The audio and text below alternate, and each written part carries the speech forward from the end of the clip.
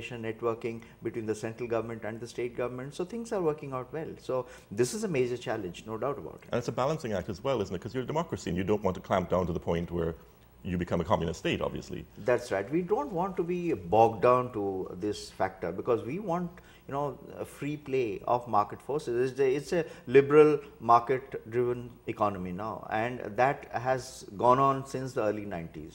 We don't want to lose that, that momentum that has already developed speed, and India is on the march. People look at India now from all over the world that this is an economy which is delivering. India is now one of the most attractive destinations for foreign direct investment. Lot of FIIs are coming, foreign institutional investment is coming in. We are having, inflows, foreign inflows into our infrastructure areas, into various other areas are coming in very fast. And that is a pointer to the fact that here is an economy which is stable, which is delivering. Here is a banking system which is well regulated. All that happened in the global economic and financial crisis. No country was spared of that, and I won't claim that India was either. But what happened, India was resilient, and we had a very strong banking system, a very strong regulatory system which cushioned the economy in a way. And then government also extended some stimulus packages. We undertook some monetary and fiscal reforms measures. So this damage was contained to a large extent.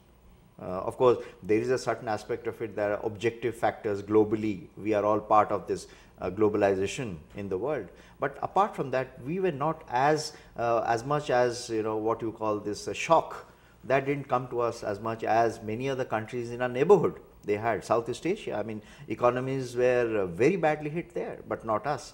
The other factor was that we are not that much of an export-driven economy. So, unlike China, for example, where you have 40% of their exports, 40% of GDP is export. Actually, I was surprised when we were speaking before the program that I think you said 60% of India's GDP is That's right. Service sector. That's right. Which Service is astounding. Sector. That's yes, a huge chunk. It is. Our economy is now primarily driven around services sector. And services, why? Because we are now moving into a fast knowledge-based economy. We started, I talked about independence, post-independence India. It was primarily an agricultural economy at that time. Agriculture was the base. Agriculture is still the base for us in that sense because let's say 60% of the population directly or indirectly depend on agriculture. But the share of agriculture in the national GDP has diminished over time. Now it is like say about nearly 20%. Nearly 20%, and you have 60% of services and the remaining is manufacturing. Manufacturing for exports, but manufacturing for a domestic market which is huge. So we have lot of investments and our savings. India is one of the highest savings rates. We have about 35% is savings rates. So we have a large cushion of savings, and that gives us a lot of economy is run very smoothly from our internal savings and this mechanism. So by and large we are protected, the economy, and as per all economic predictions, I think in another 20 years time, by the year 2030, 2025, 2030, India is going to be one of the 3 largest economies in the world. Now, if we look at the evolution of the Indian economy from 1947, was everything planned? Because I remember when I was younger, the big talk was India's drive was to feed itself. That was achieved. India then began exporting food. Was it then a deliberate plan to start focusing on the services sector and to develop that side of India's economy? That's right. You are right. In the beginning, soon after independence, we had a planned economy. There was a regulation. We had what we call a state regulated economy for various reasons, because we are just coming out of hundreds of years of domination, and we had to build ourselves. Self-reliance was the motto.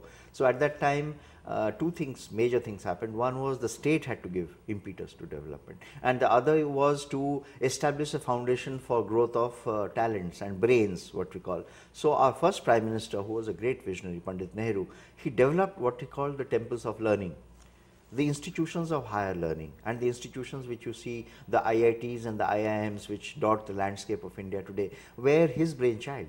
And they were all set up during the 50s and 60s. And today, the best brains of India are coming out from those institutions. So they are in turn, using their, their prowess, their knowledge power to fuel the economy, both in India and abroad. And there is now, through this, globalized technologically well connected world, these knowledge, there is a free flow of knowledge from India to anywhere in the world and back forth.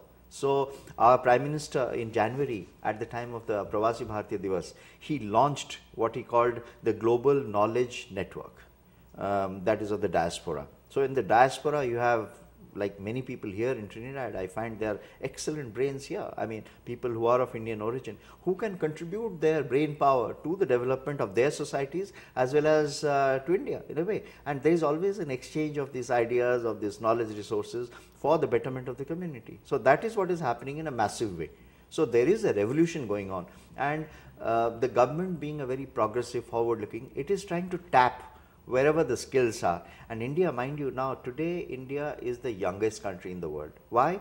Because our population below 25 years, there are 52% of the India's population is below 25 years. So, when many of the countries in the developed world are aging, the populations are dying out and there is no replacement for this population, India is coming out with young and young population. So, we say, like from now 20 years hence, India would have an excellent reservoir of skilled manpower which we can use for our development, for the development of the world.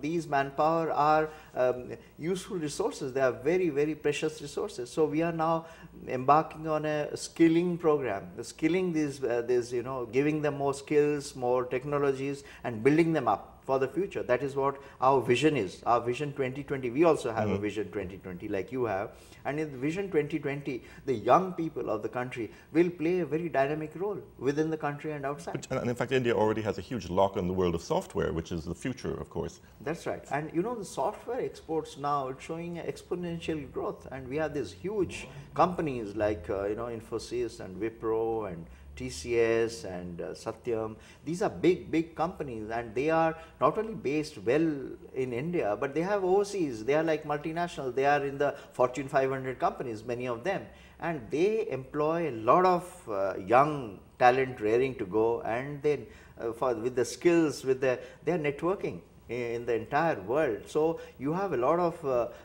industries looking at our brain power, at our software companies, our engineers and technicians, and trying to make the most of it. India has now become a big laboratory of software growth, and so you have a KPO industry well developed, you have an outsourcing business extremely well developed, and software is now a mainstay of our exports now. They are like touching nearly $80 billion of exports. No, Your Excellency, we're almost out of time, but I want to give you a few moments to reflect on the importance of Indian Arrival Day for this country. I think Indian Arrival Day to me is a day when you had a historical connect between India and Trinidad and Tobago. Let us celebrate that. But having said that, I must say that this is also a day of reflection.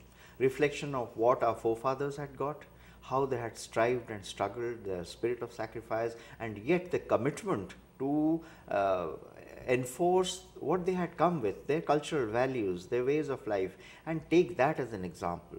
And I would say that today's generation of East Indians or people of Indian origin who are descendants of those people, let them take that example of the forefathers and let them stand steadfast to their ideals or the values of they are maintaining their lives and how they should lead the life, how should they lead the society, that harmony, that balance, that stability which Indian culture has given them.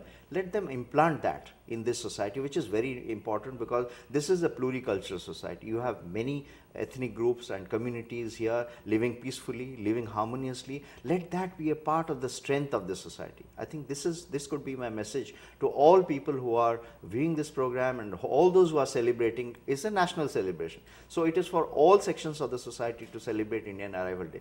That I think is the theme and the spirit of Indian Arrival Day. Your Excellency, a privilege having you on the program. Thank you so much. Thank you very much, Vernon. It's been a pleasure to me also.